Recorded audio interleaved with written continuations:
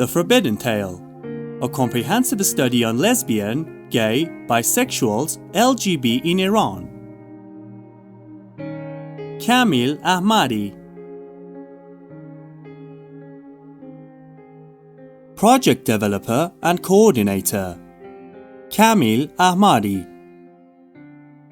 Editor and Translator, Maziye Nekuka, Samane Mada. Proofreaders, Lauren Kuntzi, Katayun Ehsani, Zeynep Pezeshkian, Sarah Saranvad. Fieldwork and GT Assistants / Staff, Fariba Almasi, Aisha Shilan Alia, Hakime Pashazadeh, Muhammad Jamal Husseini, Fatane Sedgi Mugadam, Jila Sedgi, Saba Vatani, Vida Zafari. Consultants, Humaira Naz, Lorraine Kuntzi. Analyzing data, graphs and maps, Muhammad Jamal Hosseini.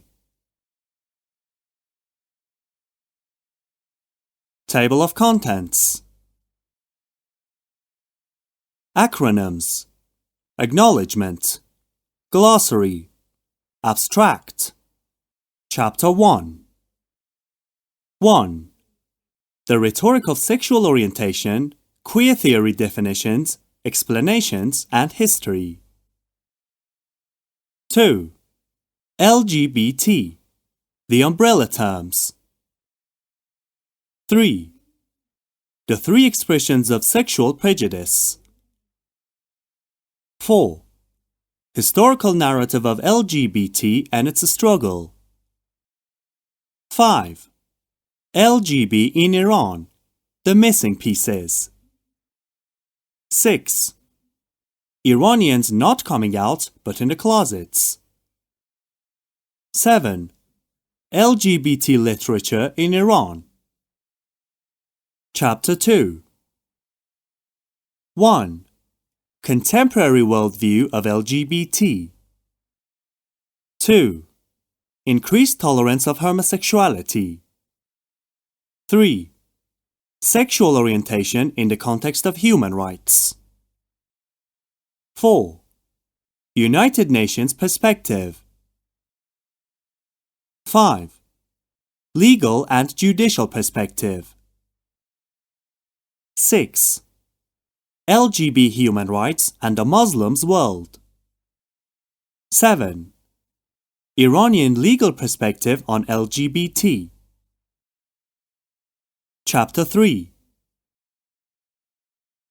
1.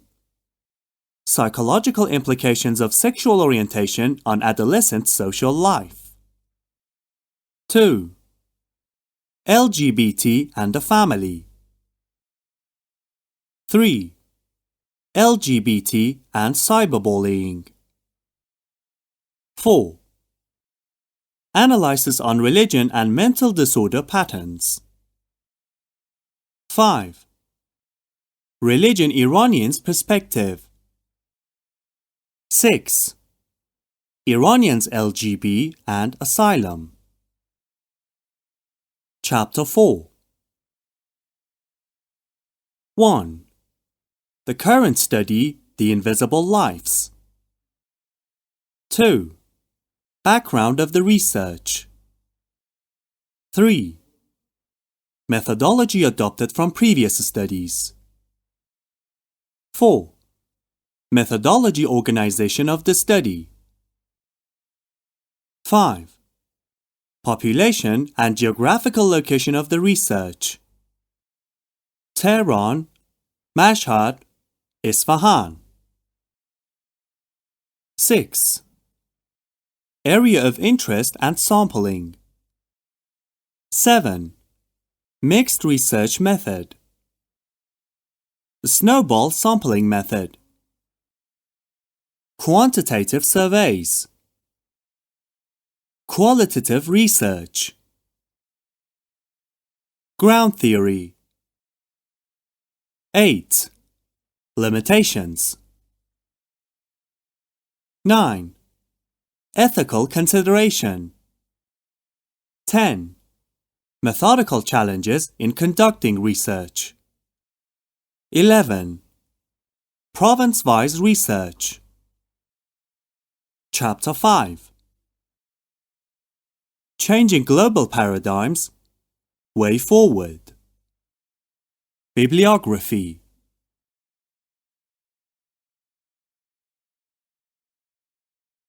Acronyms. APA. The American Psychiatric Association, American Psychological Association. CEDAW. Convention on the Elimination of All Forms of Discrimination Against Women. CGN. Childhood Gender Nonconformity. DSM-2. Diagnostic and Statistical Manual of Classification of Mental Disorders. DOMA. Defense of Marriage Act. ECHR. European Convention on Human Rights. GLSEN. Gay, Lesbian, Straight Education Network. GSC. Gender Confirmation Surgery. HRC. Human Rights Committee. HRW. Human Rights Watch. ICCPR. International Convention on Civil and Political Rights. ICESC. International Covenant on Economic, Social and Cultural Rights. IDAHOT. International Day Against Homophobia and Transphobia. ILGA. International Lesbian, Gay, Bisexual, Trans and Intersex Association. IMMAAN.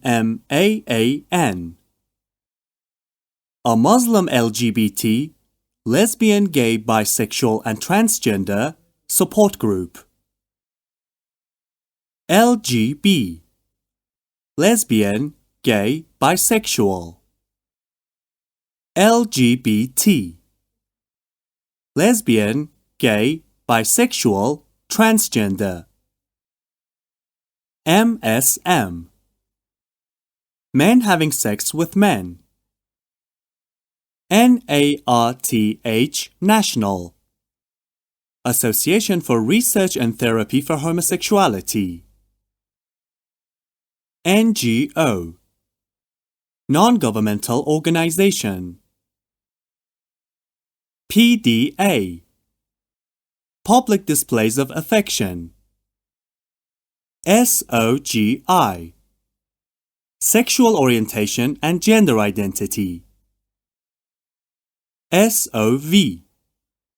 Sexual orientation violence. SRS. Sex reassignment surgery. UNGA. United Nations General Assembly. UDHR. Universal Declaration of Human Rights. UNIFEM. United Nations Fund for Women. YRBS. Youth Risk Behavior Surveillance. WAS. World Association for Sexual Health. WHO.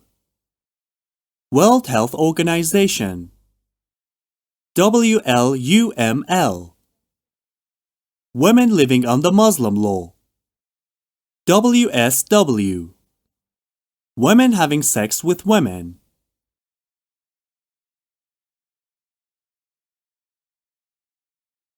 Terminology and glossary. The following is a list of the most commonly used terms or institutions referred to in this research study.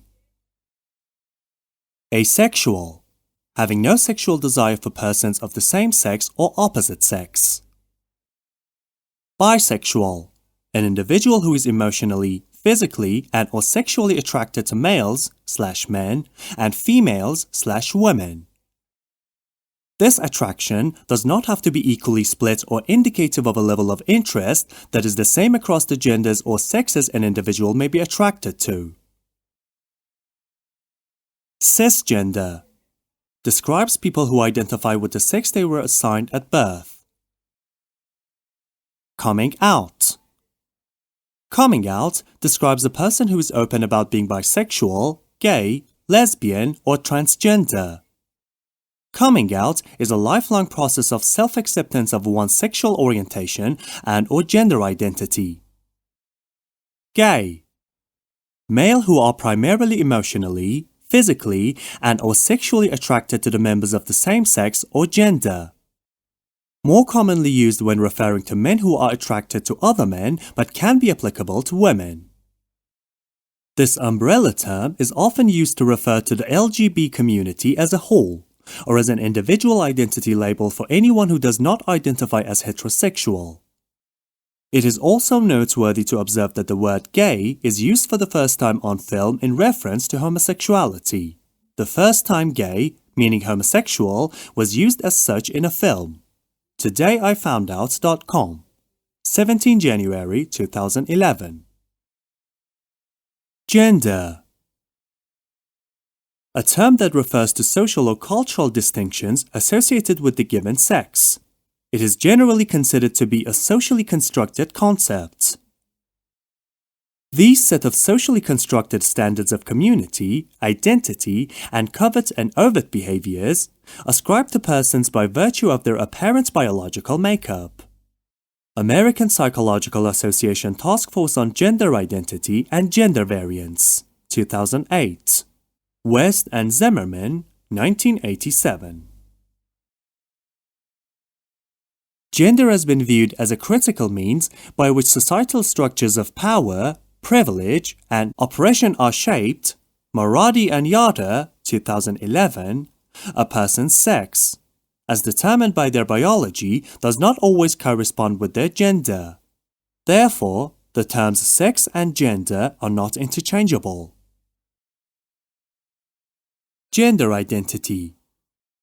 One's internal personal sense of being male, female, or third gender.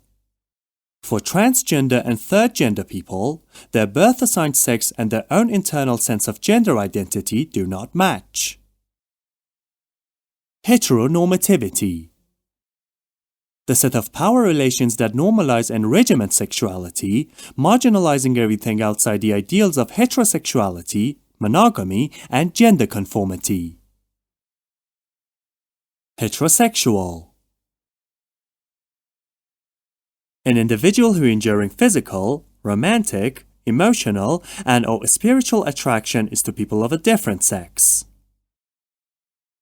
Homophobia. A broadly defined dislike or hatred towards homosexuals, including both cultural and personal biases against homosexuals.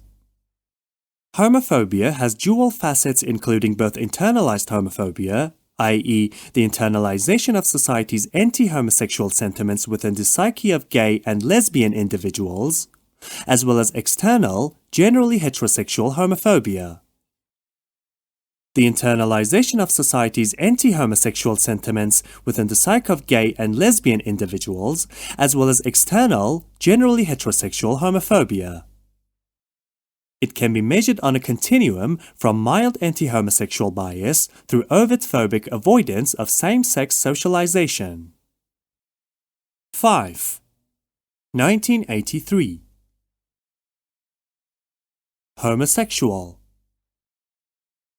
A person primarily emotionally, physically, and/or sexually attracted to members of the same sex or gender. At one time, this term was considered stigmatizing, particularly as a noun, due to its history as a category of mental illness and was discouraged for common use. gay or lesbian is used instead.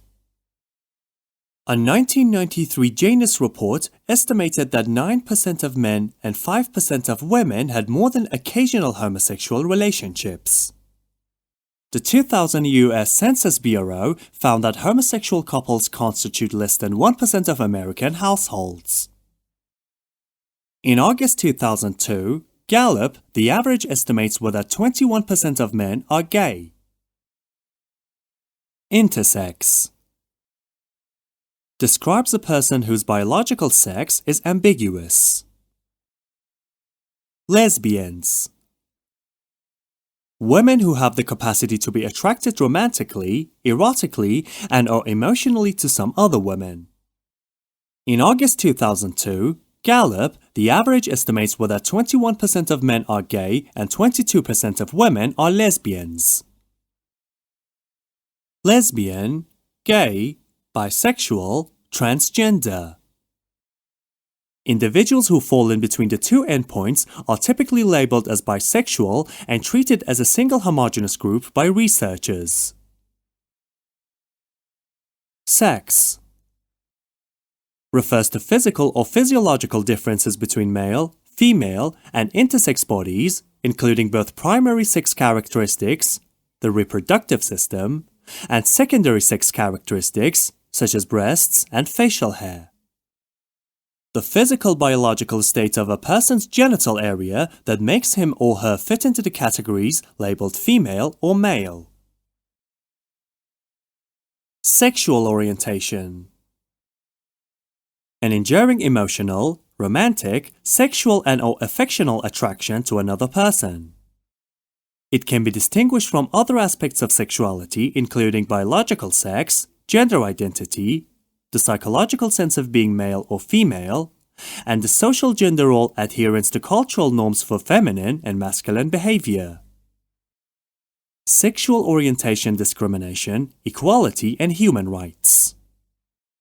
Sexual orientation is a personal characteristic that forms part of who you are. It covers the range of human sexuality from lesbian and gay to bisexual and heterosexual. Sexuality. The desires human beings possess in relation to one another, interest in and attraction to others, as well as the capacity to have erotic experiences and responses to reproduce, and to share satisfactory inner feelings. Sexuality ranges differently through sexes and genders and can be directed toward a different sex or the same sex. Halpern, 1990, argued a social constructionist paradigm, suggesting that sexuality is a matter of invention, and before this invention, sexual evaluation was determined by one's sexual acts, not their sexual orientation. The sexual desire can be towards the opposite sex or the same sex. Most sexuality researchers believe that sexual preference is determined very early in life. Transphobia. Fear or hatred of transgender people, sometimes manifesting in discrimination, isolation, harassment, or violence.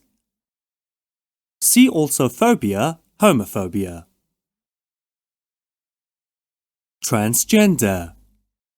An adjective that is an umbrella term used to describe the full range of individuals whose gender identity and/or gender role does not conform to what is typically associated with their sex assigned at birth.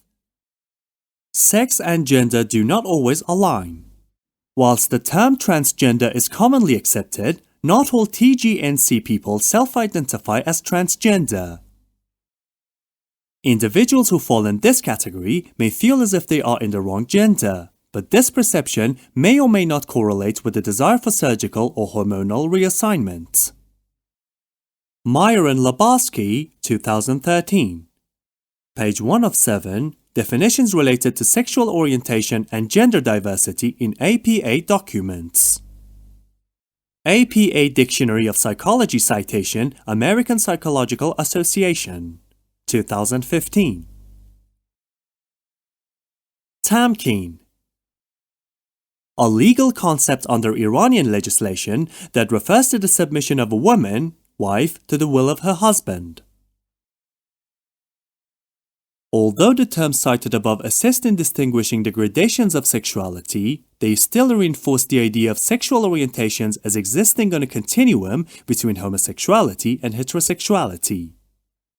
More recently, research has sought to complicate the middle points on the sexual orientation continuum with labels such as bi-heterosexual, bi-bisexual, bi-lesbian, bi-curious, mostly straight, and mostly heterosexual.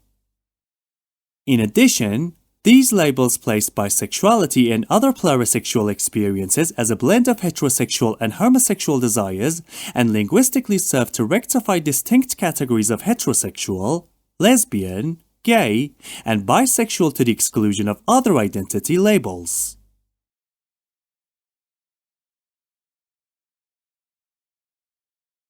Acknowledgement. Some years ago, while I was working on my research related to female genital mutilation, FGM, and early child marriage, ECM in Iran, also concept of so-called white marriage, cohabitation, I came across a group of individuals with no socially acceptable gender identity. These individuals are commonly described in one acronym, LGB, which stands for lesbian, gay, bisexual. LGB refers to a broad group of people who are highly diverse when it comes to gender, sexual orientation, race and ethnicity, and socioeconomic status. In general, it can be a sensitive subject, especially for young people who may be confused about their sexuality or may fear discrimination and a stigma. In Iran, being a member of the LGB community is fraught with danger. Neither society nor any legal institution supports you, and you live in constant fear of being persecuted. I decided to research this topic because I wanted to carry out first-hand anthropological study, at the same time tell their story of struggle and fear, and hope that this will bring about positive change.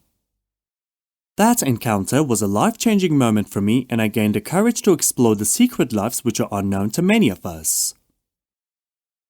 When I made the decision to produce a research study on LGB lives in Iran, straight away it became clear that in order to uncover and illuminate their cauldron of hardship, this would necessitate being physically present inside the country rather than being in the cold comfort of a sterile world shielded from any indicia of threats or vulnerability of attacks.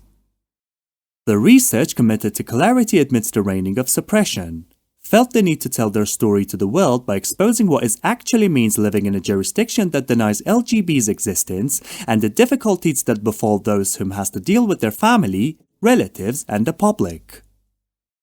The qualitative phase of the research consisted of focus groups and in-depth interviews with LGB and heterosexual people, which were conducted by the Fieldwork Assistant Group. For the first time, this study wanted to record the opinions and feelings from those who are inside the country and later triangulated through the use of the grounded theory, GT, to extract genuine findings. Grounded theory helped us out to triangulate the emotions of respondents and proactively transform them into narration. I took the courage because I want to validate what is happening to the LGB community in Iran, to enumerate the feelings of these individuals and to bring into the open what their society wants to suppress or keep hidden. It is my hope that by being there to document it firsthand will bring truth and hopefully contribute to positive changes. To complement that analysis, this study also spoke to representatives of LGB hidden groups in 3 major cities in Iran. As a researcher, it was a way to understand the perspective of LGB communities more broadly. Those approached were very receptive and glad to see that this work is part and parcel of our business. This study gives a summary of the review and what was found, and as a result of the focus will be squarely on sharing the findings with commissioner and editors in particular, and continuing to monitor this study's progress. The truth of LGB lives demands witnesses. Their existence is comprehensively and systematically denied. Writing this note of thanks is the finishing touch on this study. It has been a period of intense learning for me, not only in the scientific and anthropological arena, but also on a personal level. Writing this research has had a big impact on me. I would like to reflect on the people who have supported and helped me so much throughout this period. I am forever grateful to the fieldwork team and to those brave souls that allowed their feelings to be recorded. Indeed, speaking out in that matter have put their lives at risk. My special gratitude goes to my consultant, Ms. Humaira Naz, who helped me to assemble, analyze, and develop the narrative. She provided stimulating suggestions and encouragement, which helped me coordinate this project, especially in writing this report, although she may not agree with all of the interpretations of this paper.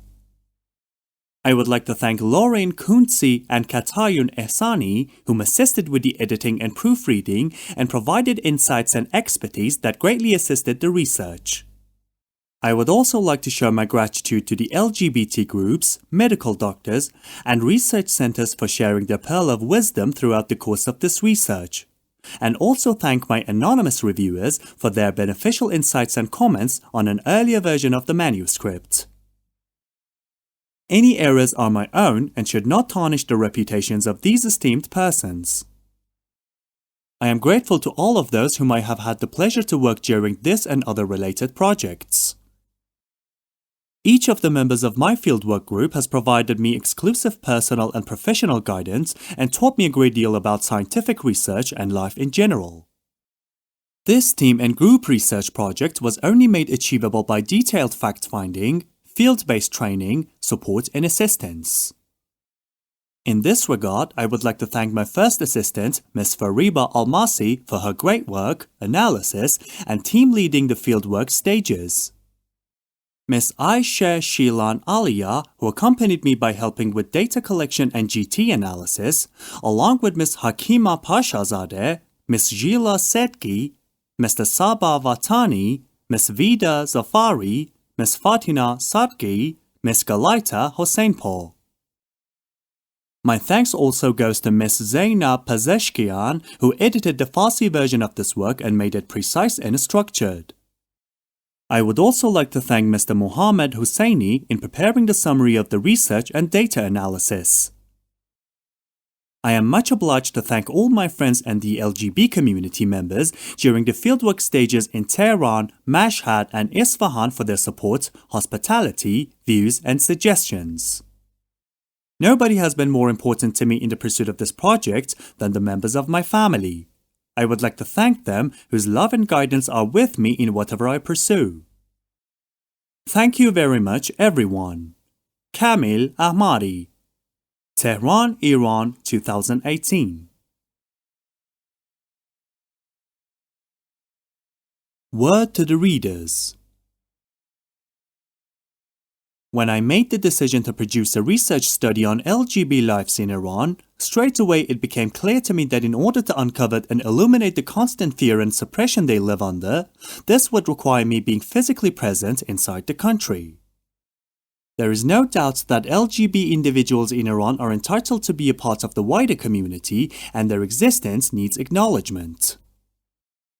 In the study, The Forbidden Tale, I have tried my best to capture the myriad of social and emotive hurdles that exist in Iran for LGB individuals via social findings, first-hand accounts, interviews and feedback from the LGB individuals themselves. It is an honest examination of an unspoken subject. Moreover, the research illuminates and conveys a gripping narrative which will engross the readers. This research study, committed to clarity amidst the numerous social and legal limitations, felt the need to tell the LGB individuals a story to the world by exposing what it actually means living in a country that denies their existence. I wanted to record the opinions and feelings from those who are inside the country, and I was determined by a strong sense of duty as a researcher and anthropologist to report, analyze, and expose. The small fieldwork team of young and committed people who were helping to conduct the interviews were cognizant of the risks not only for our subjects, but for us.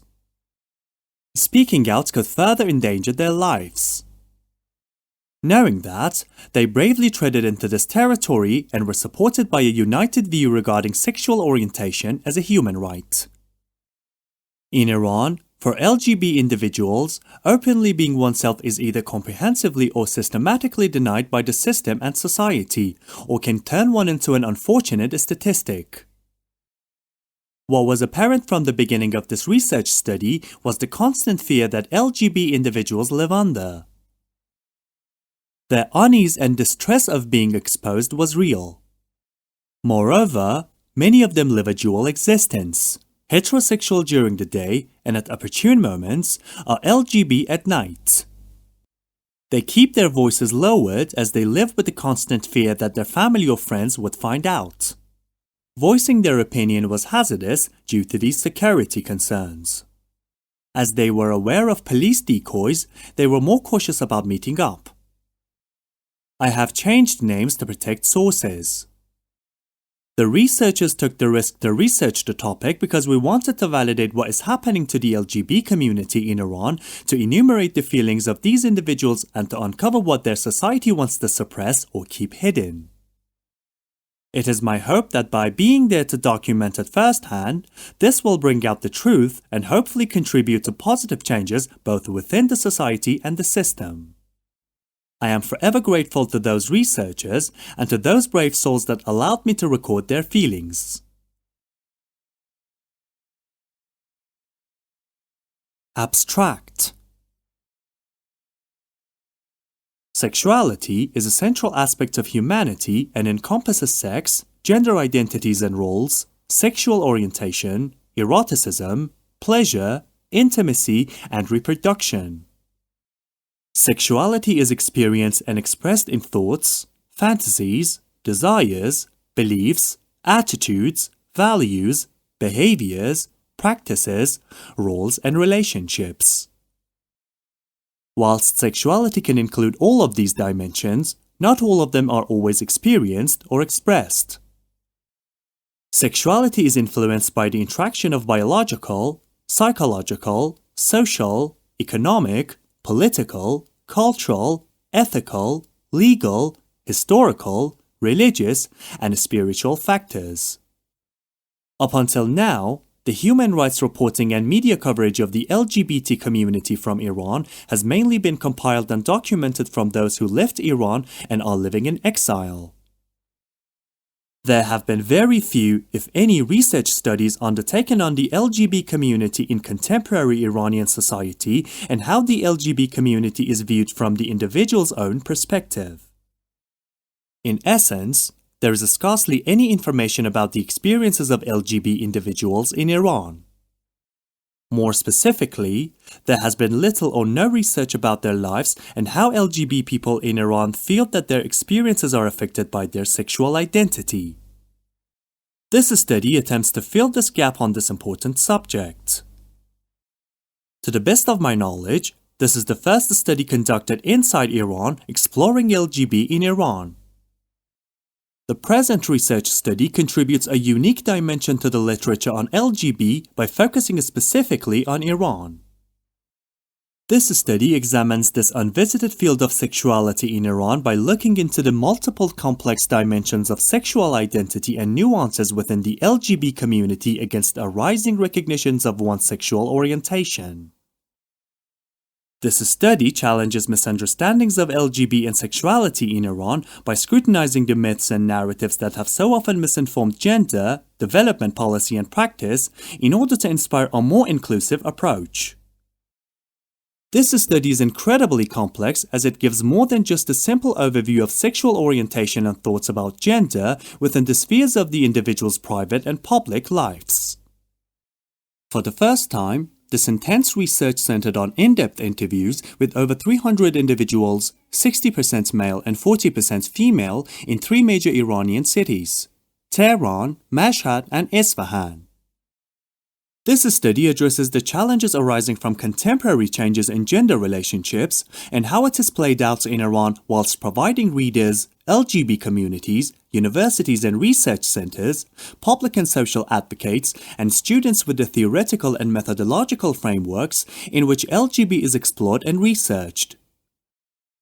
The purposes and key aims of this research project are to understand the perceptions and beliefs of LGBT in Iran through critical analysis from the individuals themselves and the challenges they face living in a religious, class-based, traditional and patriarchal-bound society that has rejected LGBT as an identity.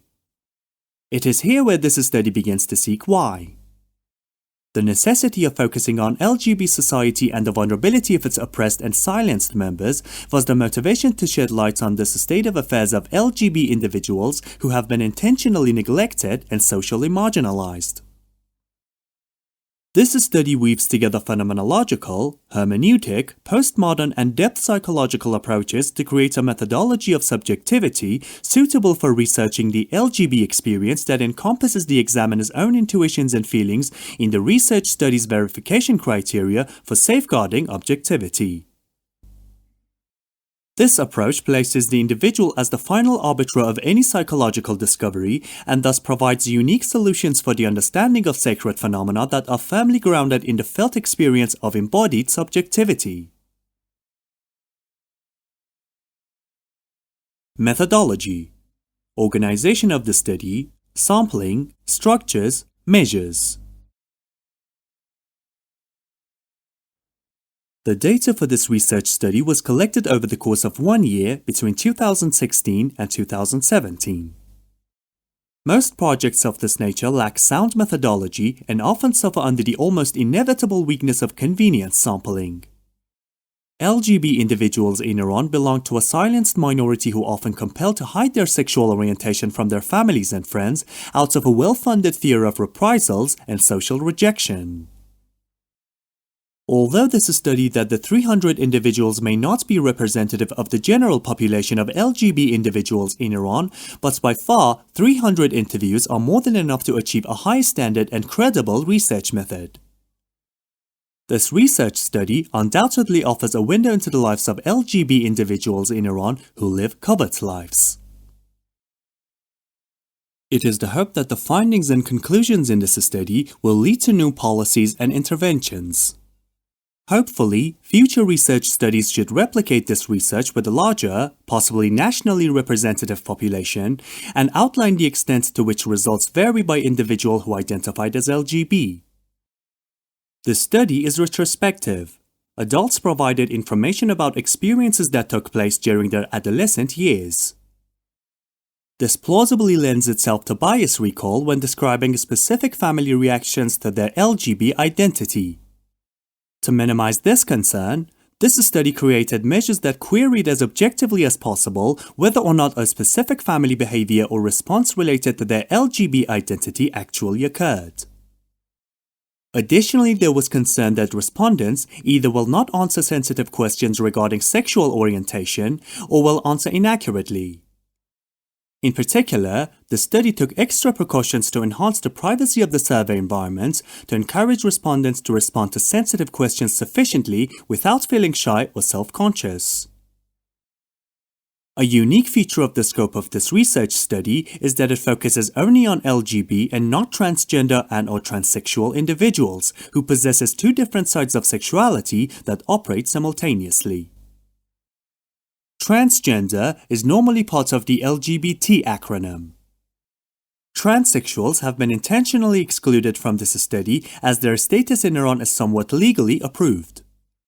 Whilst they are recognized and legitimized in Iran, their situation is still dependent on one fatwa line that allows them to undergo sex change operations. In the mid-1980s, a fatwa by Iran's supreme cleric, Imam Khomeini, allowed transgender individuals officially recognized by the government to undergo sex reassignment surgery. As of 2008, Iran carries out more sex change operations than any other nation in the world, except for Thailand. The government typically pays up to half of the cost, and in some cases the full, for those needing financial assistance, and the sex change is duly noted and recognized on the birth certificate. As promising this legal permission seems to be, it is still not immune from sudden changes.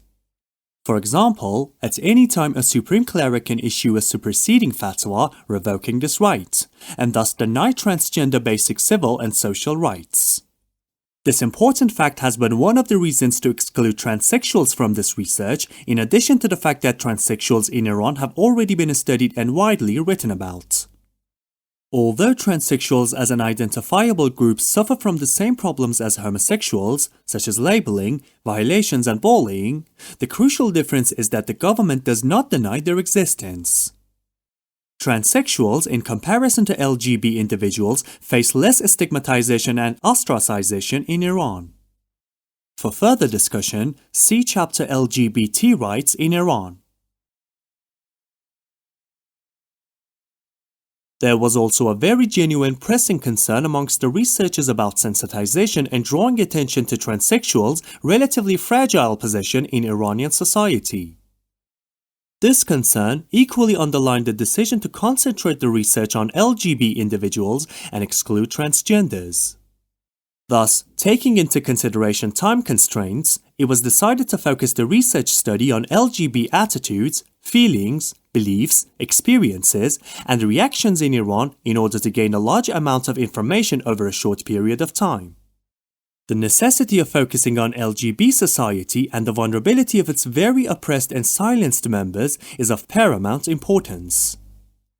Nevertheless, in addressing LGB in Iranian society, this is not to dismiss the various threats the transgender community faces, including being stigmatized, excluded, social or marital rejection, alienation, and economic reprisals. Chapter 1. The Rhetoric of Sexual Orientation, Definition, Explanation, and History. Contents: Definition, Explanation, and History. Historical narrative of LGBT and its struggles. LGB in Iran, the missing pieces. Iranians not coming out but in the closets. LGBT literature in Iran. Definition, Explanation, and History. Gender, sex, and sexuality are fluid and constantly shifting concepts that define the very essence of human relationships. The numerous ways to explore relationships that interact within the parameters of these concepts are the objectives for this chapter, where the notion of what is taboo in one culture or society are freely discussed in another society. What society and societal norms perceive as valid and correct is dramatically reshaping the meaning of sexuality. Moreover, it is clear that the validity of these concepts is rapidly changing as societal attitudes change. Nevertheless, although we are more open to discussing sexual behavior, in many respects it is still a very private matter in most of the countries worldwide. Whilst gender is often traditionally talked about in terms of masculinity and femininity, there is a recognized continuum of the different degrees to which one transgresses or breaks the societal norms of the ideal woman and man. Throughout history and across cultures, definitions of masculine and feminine have varied dramatically, leading researchers to argue that gender and gender roles are socially constructed. There exist now pluralities of gender expressions, in which gender identities and forms are accorded different social values. Sex is a biological characteristic, is usually the primordial question posed when a woman is expecting a baby. Loosely speaking, sex refers to the physical or physiological differences between male, female, and intersex bodies, including both primary sex characteristics, the reproductive system, and secondary sex characteristics, such as breasts and facial hair. Nevertheless, gender is socially determined based on characteristics derived from sexual classification that in turn reflects the social or cultural distinctions associated with a given sex. Western society, as well as many others, has always recognized only two sexes. As our society operates on a binary system when it comes to gender, it is viewed as only having two options: male or female. Sex as female or male, and gender as woman or man are the attributed titles that are mostly confused and mistakenly used. Sex is a biological category. Beeman and Rankin argued that gender is distinct from sex, but related. They consider gender as the translation of biological realities into social expectations from men and women. However, we are now realizing that a person's sex, as determined by their biology, does not always correspond with their gender. Therefore, the terms sex and gender are not interchangeable. This sociocultural phenomenon of the division of individuals into either one or the other category according to their biological sex, each with its associated roles, clothing, and stereotypes, starts quite early. Although unborn and still swimming in the womb's amniotic fluid, once the sex is determined, usually between 16 and 20 weeks, as a girl or as a boy, social expectations and role responsibilities are automatically attached to the child in the womb, with a series of labels and duties that form one's identity. From conception, children are assigned a gender, either male or female, and socialized to conform to certain gender roles based on this assignment. Identity formation, thought of as self-labeling, reflects humans' strong desire to categorize and label themselves. Children are further conformed into prescribed gender roles at a very young age, possibly beginning with a pink versus blue swaddling blankets that quickly escalates to chosen toys and games that are culturally associated with girls or boys. When children are between the ages of 2 and 3, they start to assimilate gender role stereotypes by the kinds of toys and games they prefer with similar preferences for clothing, household objects, and work.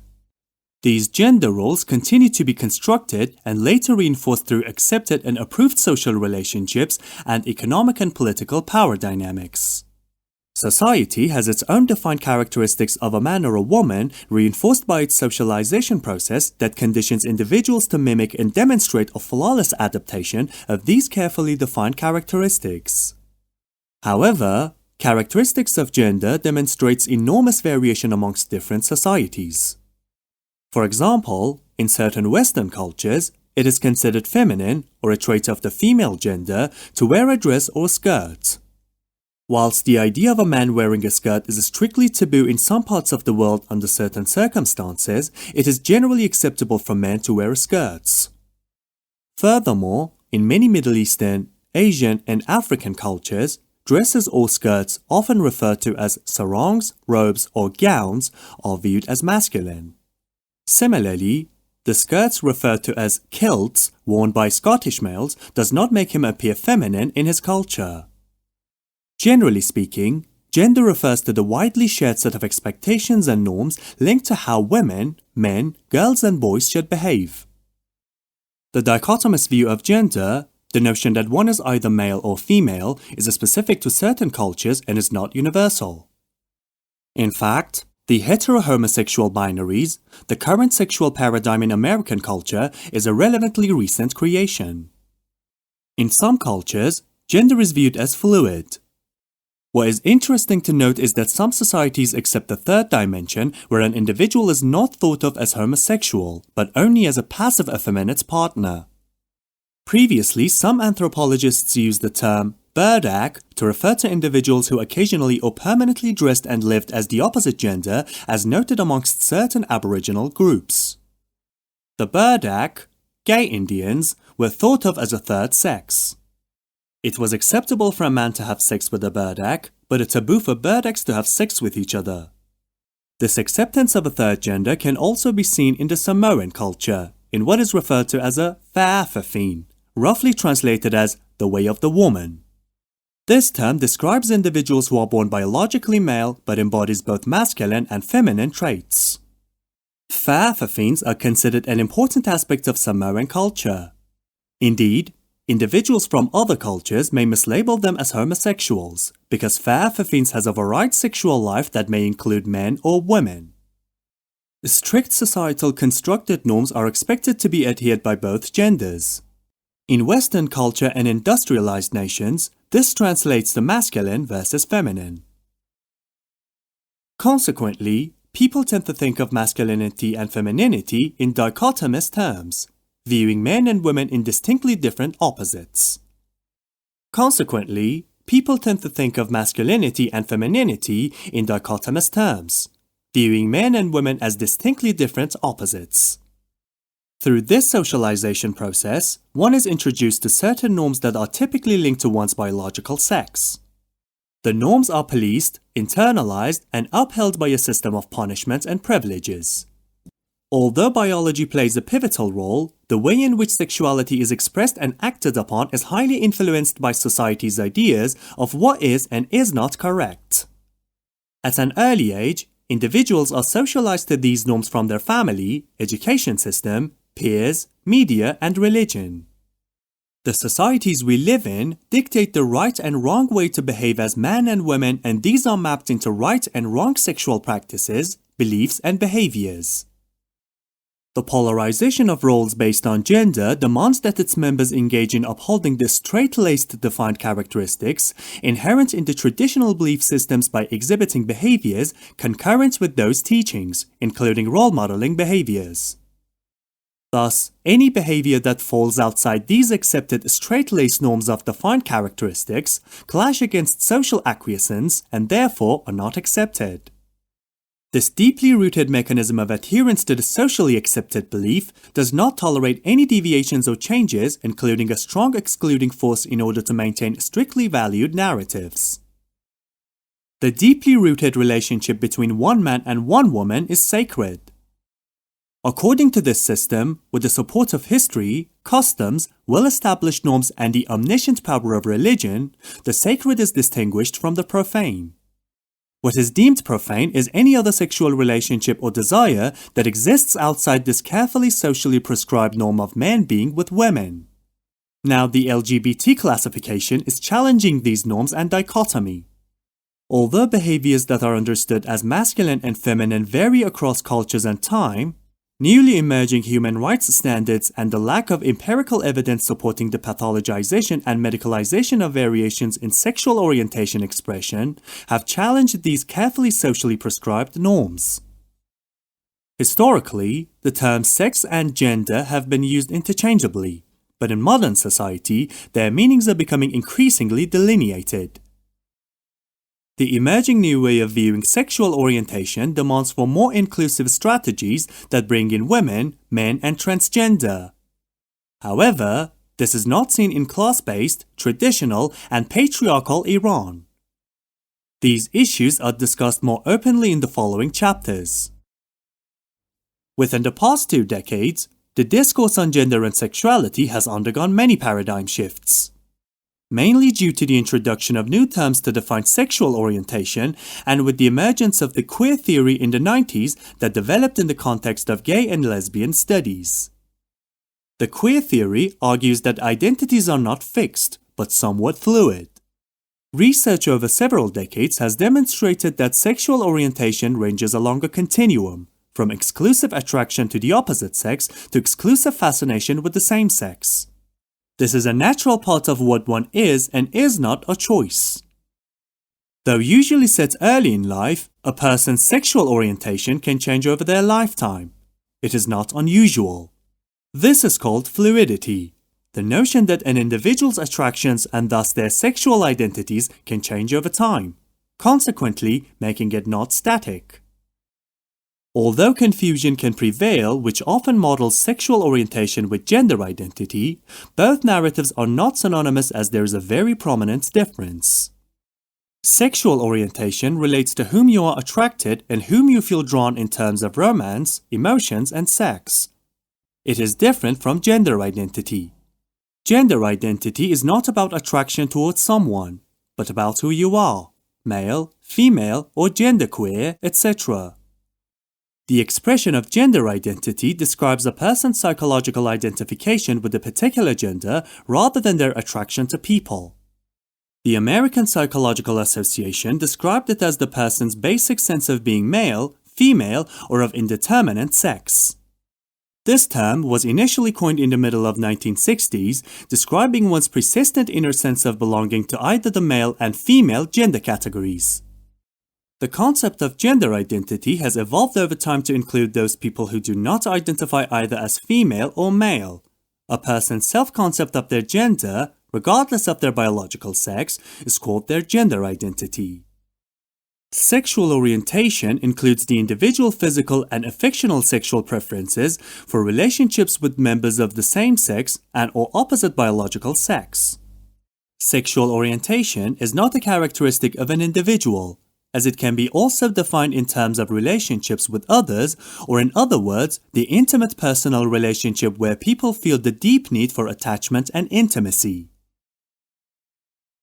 As it can be also defined in terms of relationships with others, or in other words, the intimate personal relationship where people feel the deep need for attachment and intimacy. It is closely related to sexual identity and can easily be seen through the prisms of people's behaviors with others, including such simple actions as holding hands or kissing. In different cultures, different labels may be used to describe people who express their attractions. The sexual orientation continuum is broadly comprised of these three categories: homosexual, bisexual, and heterosexual. Asexuality is the fourth type, which is often not discussed. The exact reasons of how an individual develops a particular sort of social orientation are highly debated and not well understood by scientists. Various theories have proposed differing sources. Many scientists have shared the view that sexual orientation is shaped for most people at an early age. Some researchers see an interplay amongst genetic, hormonal, developmental, social, and cultural influences on sexual orientation. However, there is no particular singular factor or factors that are exclusively determinative. Theory and research concerning sexual orientation has been restricted in its scope and influence and by the lack of clear and widely accepted definitions of terms like heterosexual, bisexual, and homosexual. Although umbrella terms cover most aspects of sexual identity, lesbian, gay, bisexual, and transgender, LGBT, may have more than one meaning based on the social context. This chapter examines the components of sexual orientation with the widespread terminologies that are generally used for expressing these orientations. This study may help to clarify the meanings of the above-mentioned terms used in research on sexual identity. It is pertinent to mention that whilst the concept of LGBT covers the majority of sexual and gender expressions, it still does not cover the full range of sexual and gender non-conforming people. However, in line with common terminology, this study uses the term LGBT to represent all sexual and gender minorities, excluding heterosexual and asexual.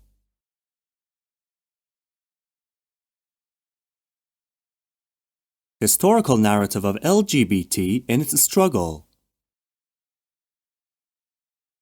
Homosexuality has been ubiquitous throughout the world and history. It has existed in all cultures and has been part of society for all of recorded time. Societal attitudes towards same-sex relationships have varied over time and place, from expecting all males to engage in same-sex relationships, through casual integration, through acceptance, to viewing homosexuality as a cardinal sin, through repression by law enforcement and judicial mechanisms, and in some cases, prosecution under death penalty. The striking difference amongst cultures is the openness in which it is talked about and practiced. A quick overview of the historical narrative reveals that there have always been individuals who have engaged in what we now identify as same-sex romantic or sexual relationships. These relationships have always been part of every culture through the acceptability and understanding of these relationships have varied throughout the centuries. However, the Western contemporary concept of LGBT or homosexuality is a new term to highlight lesbians, gays, bisexuals, and transsexuals community. Albeit, their existence is quite old even if the history or origins are obscured. In fact, the concept of heterosexuality and bisexuality dates from contemporary time. As prior to it, people did not think to identify what they were, in terms of to whom they were sexually attracted. Thus, the specific ways in which now we think of sexual identity or even sexual practices have changed dramatically over time. The homosexual community has also experienced tremendous strides, going from an atmosphere of persecution to overall acceptance by the culture at large. LGBT in all its types has been part of society for all of recorded time. Most historical narratives about LGBT concentrate primarily on male homosexuality within the Western culture, and suggest society's attitude toward homosexuality has been in turmoil and flux across the ages as noted below. Through the end of the 19th and into the early 20th century, many Western societies accepted very close emotional attachments between persons of the same sex that might now be identified as romantic relationships, but at the time they were viewed as deeply committed friendships, now referred to by many historians as romantic friendships. Many societies and cultures are quite clear about their behavior towards same-sex sexual contact, especially between men. In Western parts of the world and in countries where people strictly follow Christianity and Islam, same-sex relationships have been rejected. The term homosexual was coined in 1869.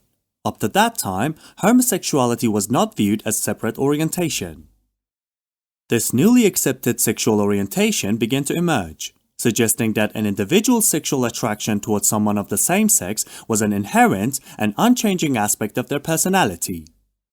As previously mentioned, there are scarce references to homosexuality in the Bible.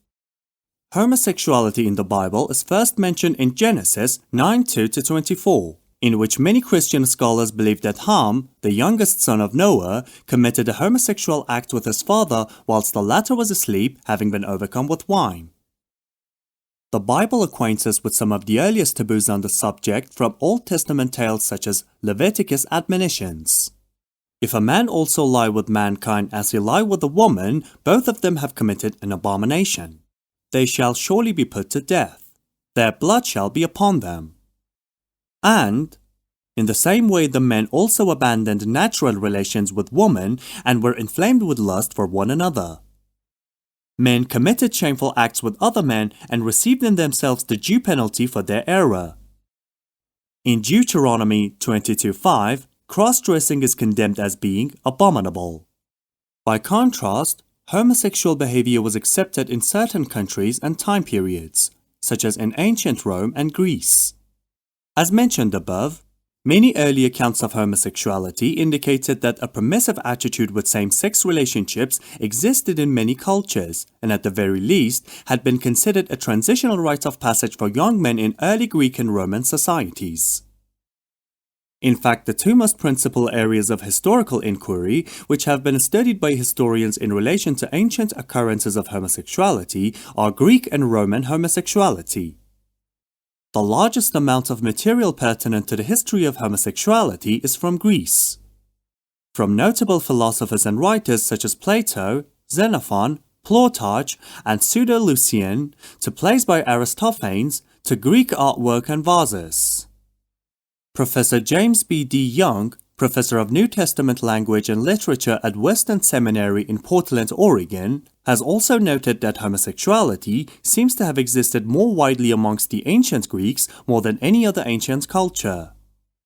According to psychiatrist and sexual historian Norman Sussman, in contrast to the self-conscious and elaborate efforts of the Greeks to glorify and idealize homosexuality, the Romans simply accepted it as a matter of fact and as an inevitable part of human sexual life. In ancient Rome, the young male body remained a focus of male sexual attention, but there were relationships that existed between older free men and slaves or freed youth who took the receptive role in sex. All the empresses, with the exception of Claudius, took male lovers.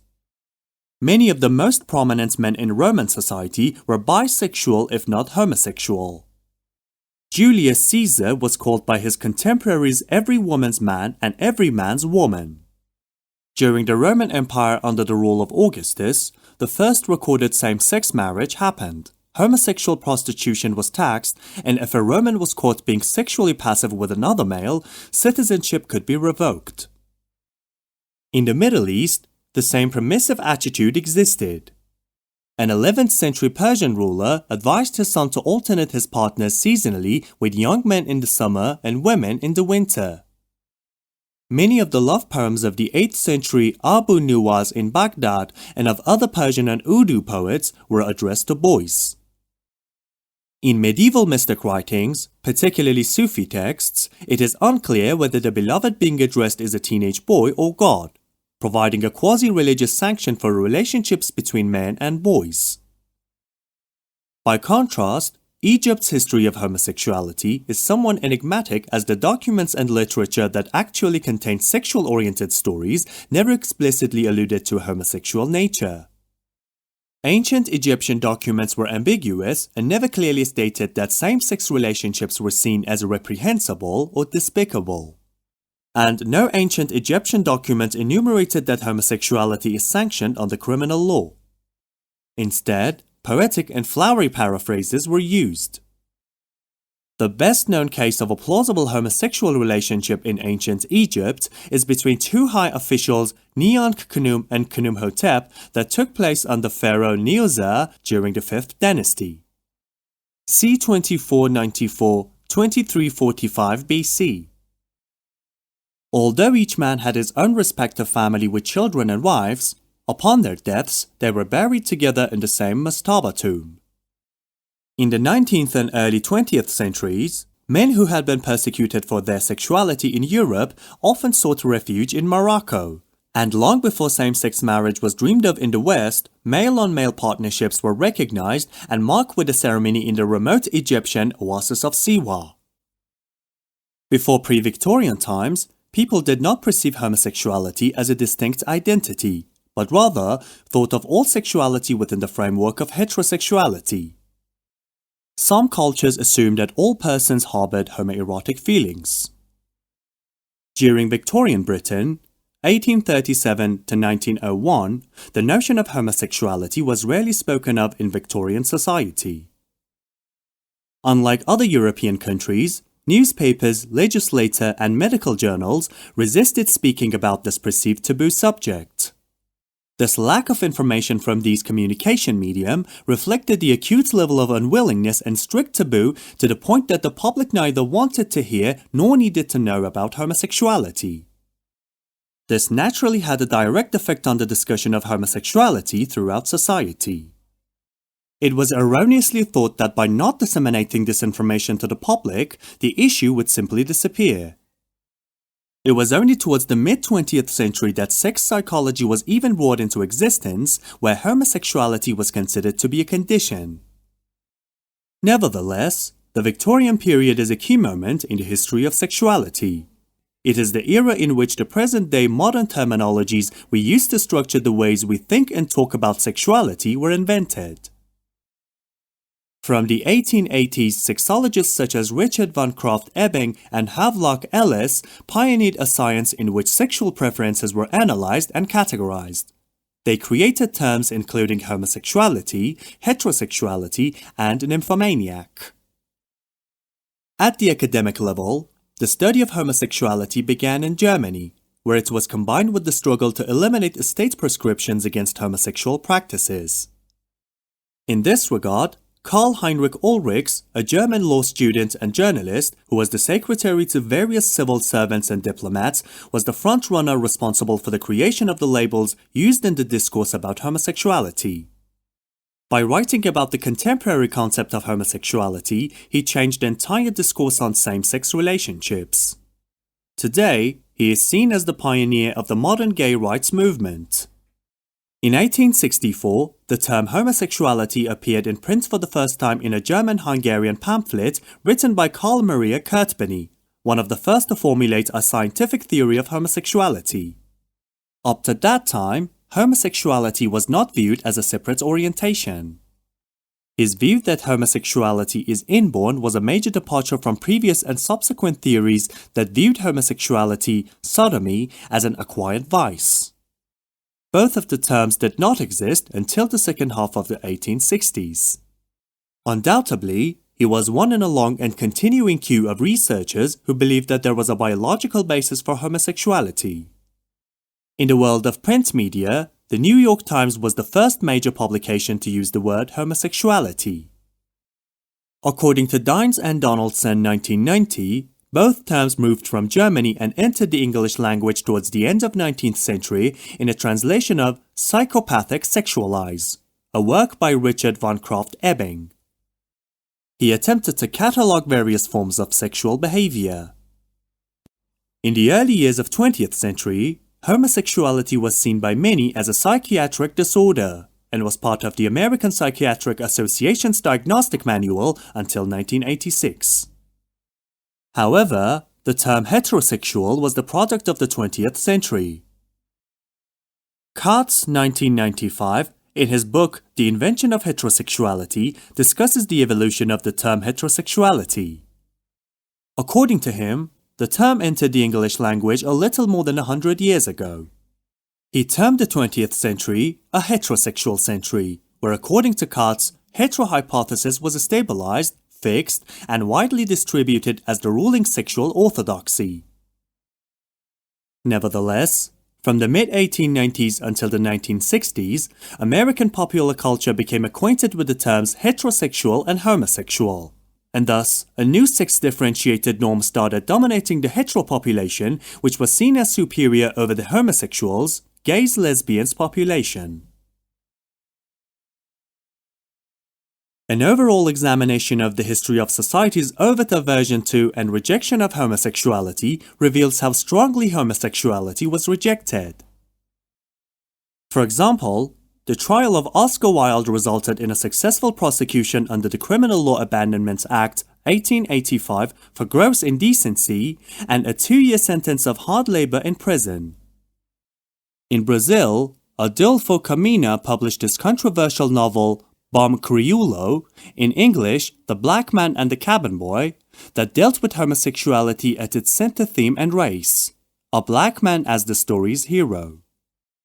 An English translation by E. A. Lacey was published in 1982 by Gay Sunshine. The novel was the first major literary work on homosexuality to be published in Brazil and one of the first to have a black person as its hero. The novel caused a stir upon its publication. The 1900s yield no better. In New York City on 21 February 1903, New York police conducted the first United States recorded raid on a gay bathhouse, the Ariston Hotel Baths. 26 men were arrested, 12 were brought to trial on sodomy charges, and 7 men received sentences ranging from 4 to 20 years in prison. The new strict boundaries made the new gendered, erotic world less polymorphous. The National Socialist German Workers' Party banned homosexual groups. In Nazi Germany, homosexuals were sent to concentration camps. During the Holocaust, 100,000 gay men were arrested and between 5,000 to 15,000 gay men perished in Nazi concentration camps. During the McCarthy witch hunt, 190 individuals in the United States were dismissed from government employment for their sexual orientation, commencing what was to be referred to as the Lavender Scare, the witch hunt and mass firing of gay people in the 1950s. It paralleled the anti-communist campaign known as McCarthyism and the Second Red Scare. Senator McCarthy insisted homosexuals and lesbians were a threat to the U.S. State Department's security and communist sympathizers, which led to the call to remove them from state employment. This societal backlash that began in the Prohibition in America carried on throughout the 1950s. Drag balls were cancelled, plays and films were censored, and a host of laws and regulations were enacted prohibiting homosexuals from being served or even working in restaurants, bars, and clubs. In New York, it was illegal to serve liquor to known homosexuals until 1970. Anti-gay policing intensified during the Cold War. Local police warned that homosexuals threatened the nation's children. In the middle of the 19th century, American and European cities became a hub for complex sexual communities where people with diverse sexual orientation crossed class, racial, gender, and age boundaries, and which offered a focus for identity development. Immediately after World War II, homosexuality emerged and was firmly established as a public issue. Weeks 1988 mentions in one of his narratives that since the Second World War, the expansion of these subcultures has been spectacular, with one of these unlikely heroes of this growth being the gay bar. Starting in the early to mid-20th century, gay bars became a feature of many American cities, providing a gathering place for people to meet partners, engage in gender expression or dress, or simply interact with like-minded people in other spaces. LGB in Iran. The missing pieces.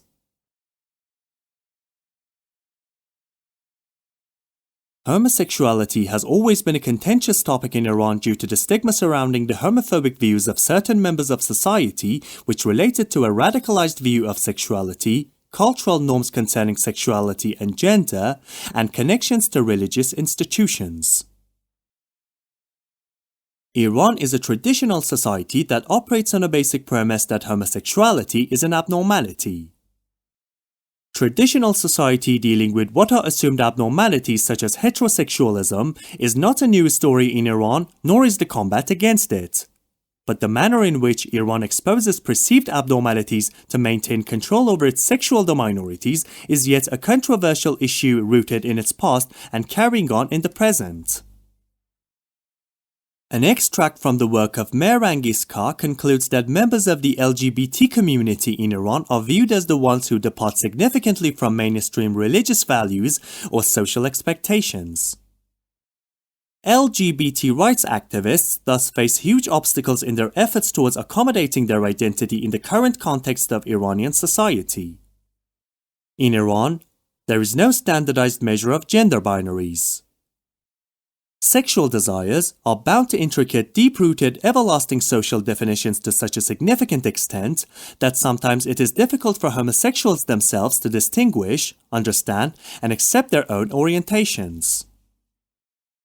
In Iran, when inquiring about someone's gender, one cannot find an appropriate response that yields a third possibility. Either one is a man or a woman. This fact is so categorically clear-cut that it has left no questionable room of doubt. Any departure from this dual sexual system of classification in Iran is categorized under the auspice of mental and behavioral disorders.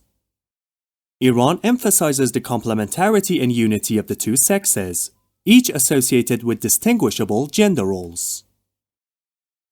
Given that homosexuality can undermine the Iranian patriarchal social structure, Iran and Islamic ideology strictly oppose homosexuality. The narrative of LGBT rights itself is used as a tool of oppression.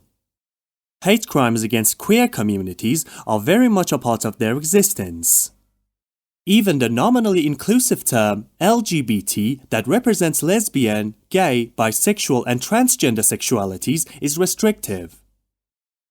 It is viewed as Western ideology on a history constructed in the West, loaded with struggles, accomplishments, experiences, and identities unique to Western societies, and not necessarily applicable within the Iranian society. For these reasons, even this progressive terminology can be alienating, as it fails to describe the struggles of sexual orientation and gender identity in Iran. Ironically, its narratives and signs do exist in Iranian literature as well as in historical characters.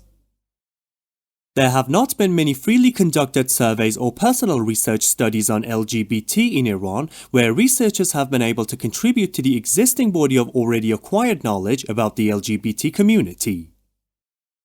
Restrictions from the system and within the universities and the stigma of such an isolated, highly sensitive issue has made the social activists, students, and researchers less willing to work on this subject.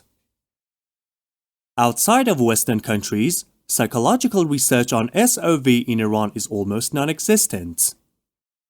This current study fills this acute gap of information. Interestingly, amongst all members of LGBT community in Iran, bisexuals are the one category in the sexual orientation framework that receives less attention. This area of research of bisexuality in Iran suffers from the lack of available literature and the overriding rationale that bisexuality in Iran is a sin. Bisexuality is not only an insult to heterosexuality, but is not even categorized in the lesbian-gay binary.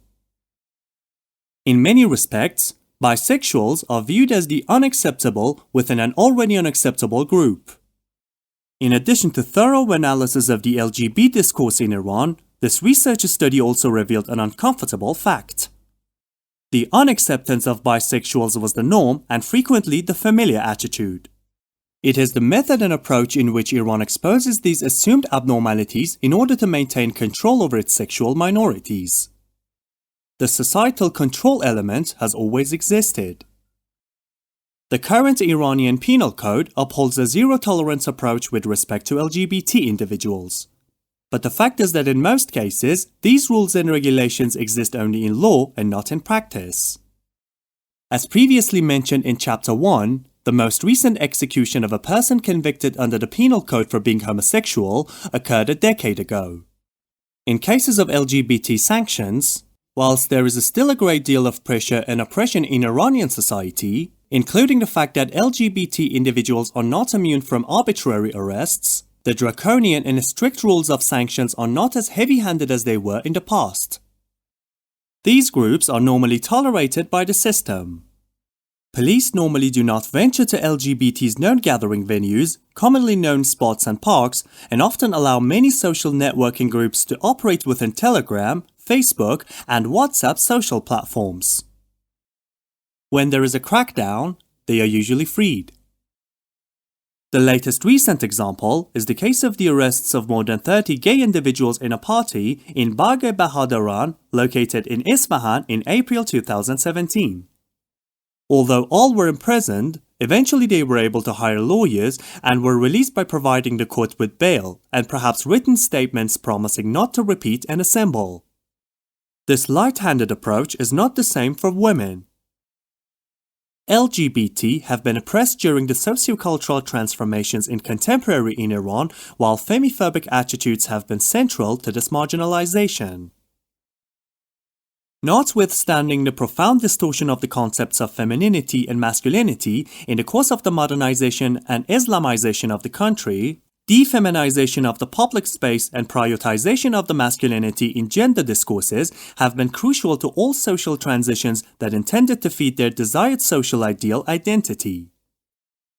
What is more revealing is that women, even amongst the sexual minorities, lesbians, in comparison to gays and male bisexuals, suffer more from societal restrictions and risk harsher social repercussions and punishments when caught.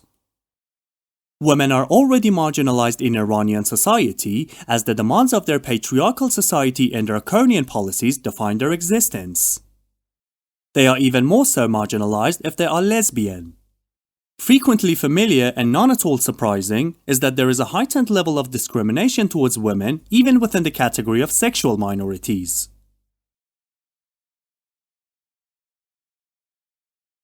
The historical background of lesbians in Iran.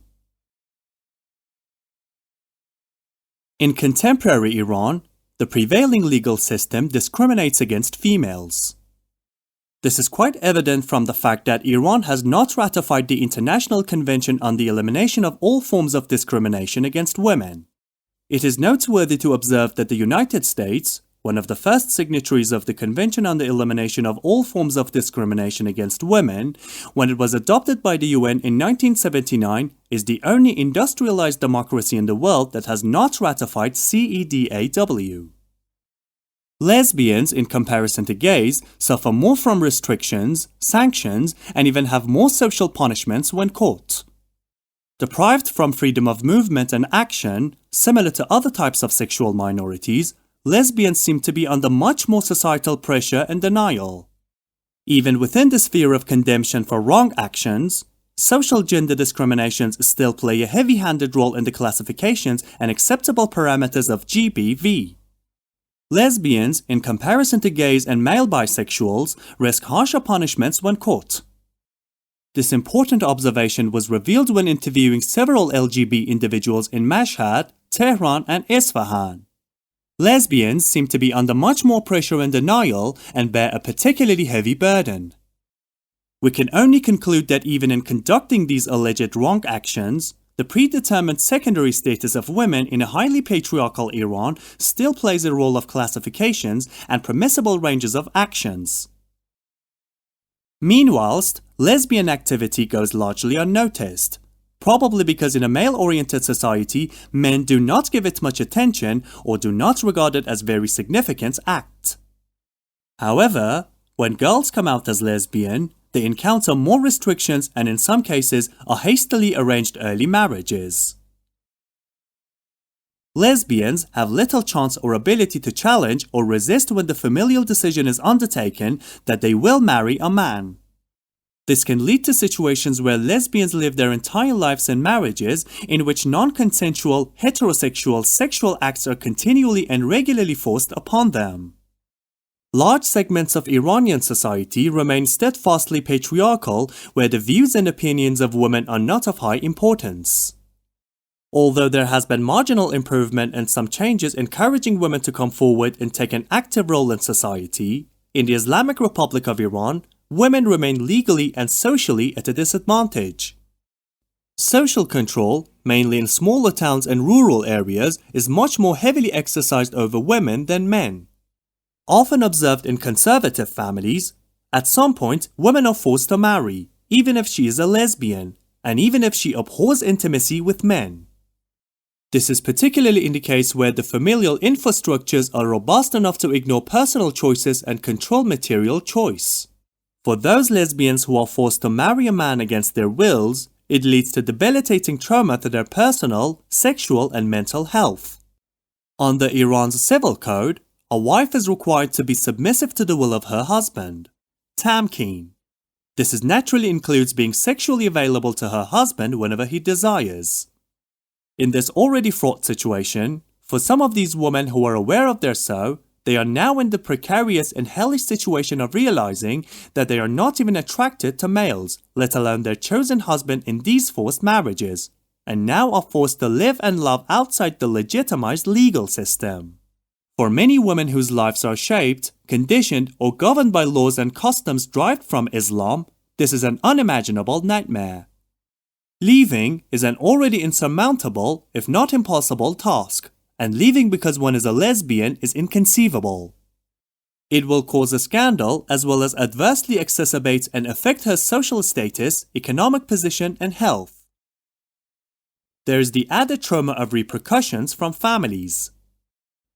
The pressure on lesbian Muslims also differs depending on where they live, as lesbian Muslims living in the West experience pressure from their families to follow normative gender roles through marriage because many of them were not openly gay in the Western sense, whereas the repercussions from families are intensified for lesbian Muslims living in Muslim countries. Many lesbians struggle to cope with the emotional constraints of masquerading or passing as heterosexual women, which culminates in the difficulties of having to cope with the pressure of marriage. In some cases, lesbian Muslims are forced to compartmentalize different aspects of their identity depending on the situation they are in. This involves compartmentalizing one's life into areas where one is known as gay or lesbian and other places and spaces where this is hidden. For lesbian women, their quest for legal and cultural citizenship is inextricably linked to the intimate and sexual citizenship. In mainstream society, where their cultural and religious minority statuses are paramount, lesbian and bisexual Muslim women, as their heterosexual counterparts, have to manage gargantuan social and legal issues such as Islamophobia, racism, and assimilationist government policies that significantly dictate their bodily performances and social identities. However, within their own religious and cultural communities, their sexual orientation often undermines their sense of belonging and compels them to queer Islam. Their minority within minority status underlines their quest for various civil and social rights, such as accurate representation, maintenance of identity and lifestyle, freedom from discrimination based on sexual orientation, practice of religious faith in harmony with sexuality, and participation in religious and community life. They achieve this through the queering of religious texts and traditions and grassroots support network. Indeed, their quest for legal and cultural citizenship unites them with fellow Muslims, but their quest for intimate sexual citizenship puts them on a collision course with the majority of Muslims and the daunting difficulty of coming out. As Iran is a male-dominated society and people live with a patriarchal mindset, being a female in Iran is already a deprivation of some rights. Being a lesbian in Iran brings on further restrictions due to societal criminalization of same-sex conduct. Such restrictions force many Iranian lesbians to go underground and lead secret lives out of fear of being targeted by the police or being subjected to prosecution. For lesbian, their sexual interaction is punishable by flogging. Many have been beaten, forced into marriage, or disowned. In poor and strict religious families, a desire for a life that naturally incorporates autonomy, self-determination, and self-reliance is a very common desire that many will never have. Without the support of their families, they are forced to marry to survive. Cases have been identified in which lesbian women have been abused and tortured by their relatives until they consented to marriage. For these women, marriage always means the end of any possibility of having a same-sex relationship. For lesbians in Iran, the lethal combination of their country's homophobic laws and outspoken overt anti-LGB attitudes by many law enforcement agencies have made it extremely difficult to survive. This righteous attitude of law enforcement agencies encourages acts of social and domestic abuse and violence against gays and lesbians who are portrayed as criminals and sick because of their sexual orientation. There is a heightened need for high-quality scientific data on lesbian women in Iran. The sad fact remains that until mindsets change within Iranian communities, many lesbian Muslim women will continue to live in turmoil and leading double lives just to please their families. Iranian, not coming out but in the closet.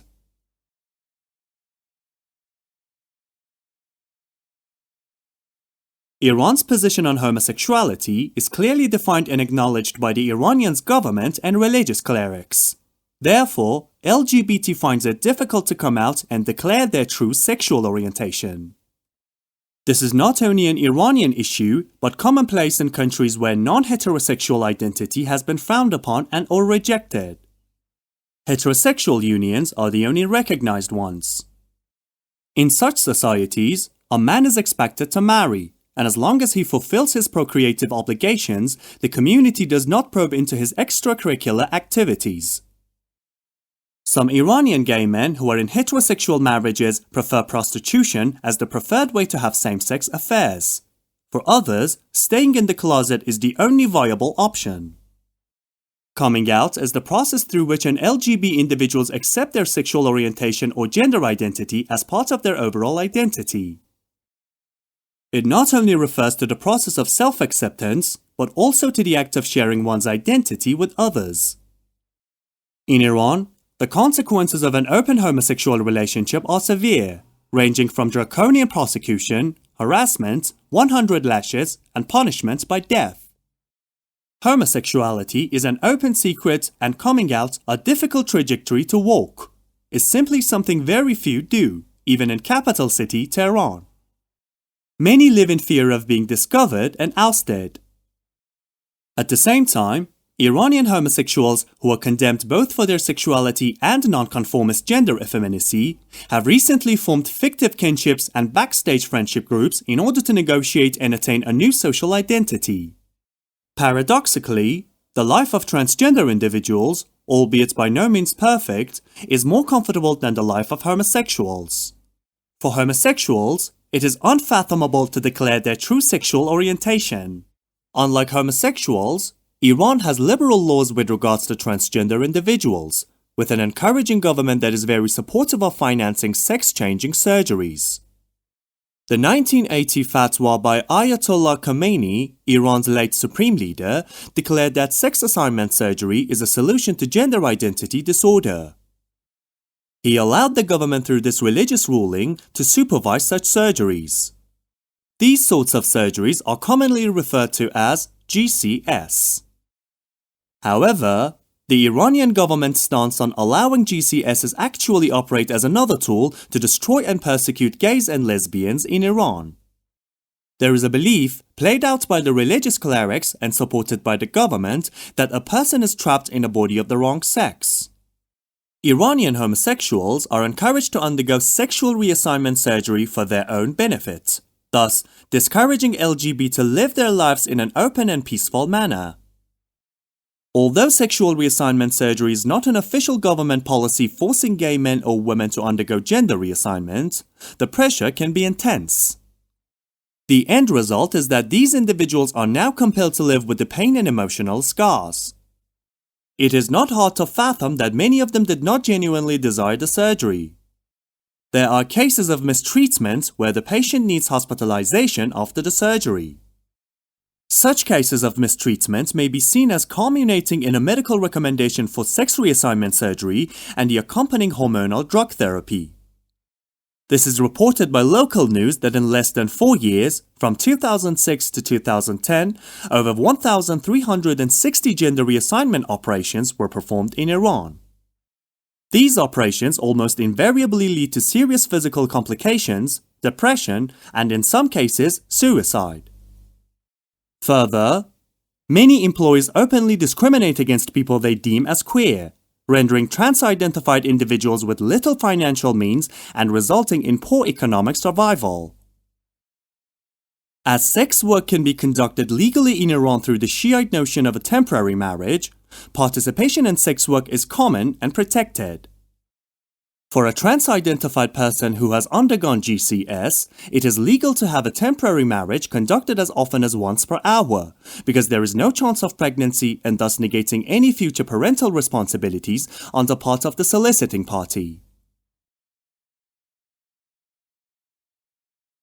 Literature on LGBT groups in Iran. There is little research on LGBT in Iran. Instead, only meager documentaries and a few newspaper articles exist. The Middle East Research and Information Project, MERIP, circulated information on Outright Action International, formerly the International Gay and Lesbian Human Rights Commission. Outright convened 3 interrelated experts October 2015 to discuss some of the theological, legal, and social issues facing LGBT-identified people living in Iran.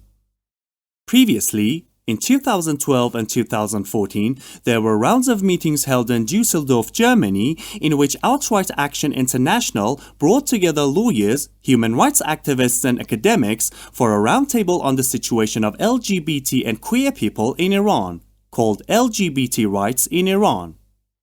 Their report, Lesbian, Gay, Bisexual, and Transgender Rights in Iran, summarized the findings and conclusions from the conference and to explore new approaches to improve the human rights situation for LGBT Iranians.